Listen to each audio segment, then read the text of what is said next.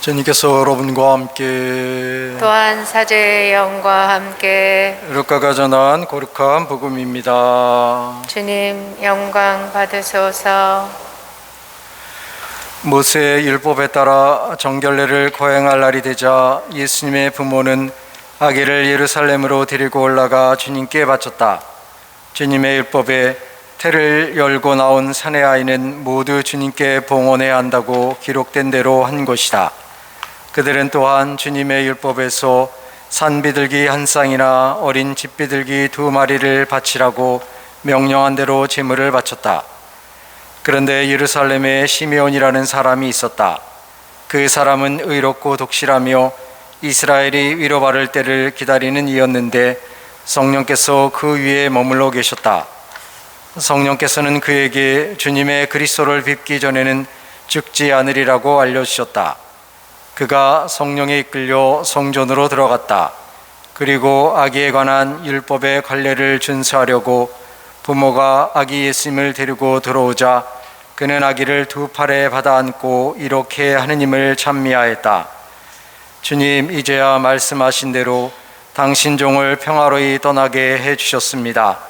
제 눈이 당신의 구원을 본 것입니다. 이는 당신께서 모든 민족들 앞에서 마련하신 것으로 다른 민족들에게는 계시의 빛이며 당신 백성 이스라엘에게는 영광입니다. 주님의 말씀입니다. 그리스도님 찬미합니다. 참 예수님, 찬미 예수님. 어떻게 설 연휴는 잘 보내고 계세요? 오실 때 좀 길이 좀 약간은 좀 미끄럽죠? 그래서 이런 날은 성당에 오지 마시고 집에 계셔도 되니까 무리하지 마시고 몸 관리 잘 하시면 좋겠습니다. 오늘은 예수님께서 성전에서 봉헌된 것을 기념하는 주님 봉헌 축일이죠. 그래서 특별히 우리는 이제 봉헌 생활을 살고 있는 수도자들 그리고 수사들을 특별히 기억하는 날입니다. 그래서 오늘 우리 세 분 스님들을 축하하는 마음 우리 박수 한번 이렇게 보내드릴까요?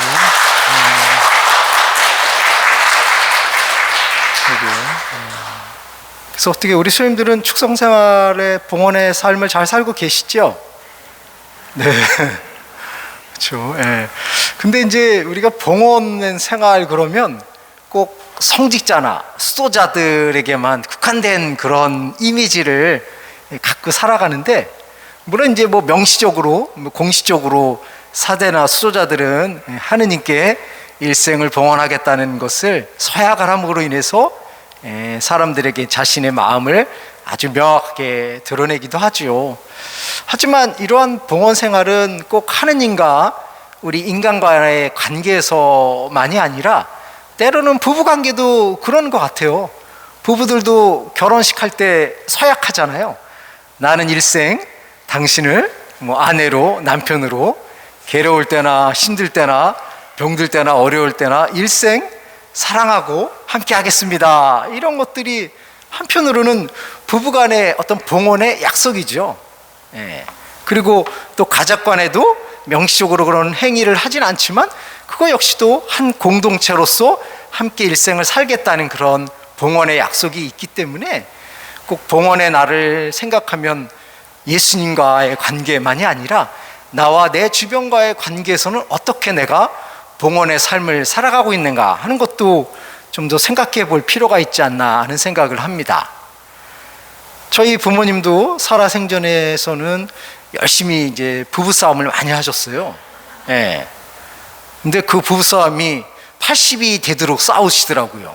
그러니까 여러분들이 부부싸움은 아직도 큰 문제가 없다. 아직은 젊은 건 아니겠죠. 물론 이제 부부싸움을 할 때는 다 이유가 있는 거죠. 단순하게 그냥 화를 표출하는 의미로서의 부부싸움이 아니라 자신의 생각을 드러내는 방법으로서 부부싸움을 하는 건데, 어쨌든 그럼에도 불구하고 부모님들은 그냥 일생을 잘 이렇게 함께 잘 사신 것 같아요. 때로는 뭐 힘들고 짜증이 나니까 그것을 표현하는 방법으로 이제 부부싸움을 했겠지만 그 부부싸움은 한 일면이겠죠, 일면. 그 부부가 일생을 살아가면서 서로 돕고 서로 협력하고 서로 사랑하고 존중하는 부분들도 있고, 때로는 그것이 안 되는 부분들도 있는 거지요. 그런데 우리는 그거를 수량적으로 평가해 보면 싸움하는 것보다는 서로 협력하고 함께하는 시간이 더 많은데, 더 많음에도 불구하고 이것은 잘 보지 못하고 이렇게 싸움하는 것만 이렇게 포커스를 맞추니까 우리 부부관계는 왜 이래, 이렇게 좌절감을 느낄 수도 있는데, 잘 한번 생각해 보면 싸우는 시간도 있지만 그럼에도 불구하고 또 함께 하려고 하는 그런 시간들이 아마 더 많지 않을까 하는 생각을 하게 됩니다. 저는 아직 결혼 생활 안 해서 잘 모르겠지만 오늘 이따 점심 먹으러 누나네 집에 가면 물어봐야 되겠어요. 우리 누나하고 매형도 엄청 싸우는 부부 중에 한 부부거든요. 그래서 물어봐야 되겠네요. 싸우는 시간이 많은지 아니면 그래도 서로 협력하는 시간이 많은지. 그래서 우리가 봉헌한다는 것은 꼭 하느님께만 봉헌하는 것이 아니라 내 눈에 보이는 사람들, 내 주변에 있는 사람들에게도 나의 것을 나누고 나의 것을 드러내고 나를 희생하고 도움을 주는 것도 한편의 봉헌의 삶의 연속이 아닌가 하는 생각을 합니다.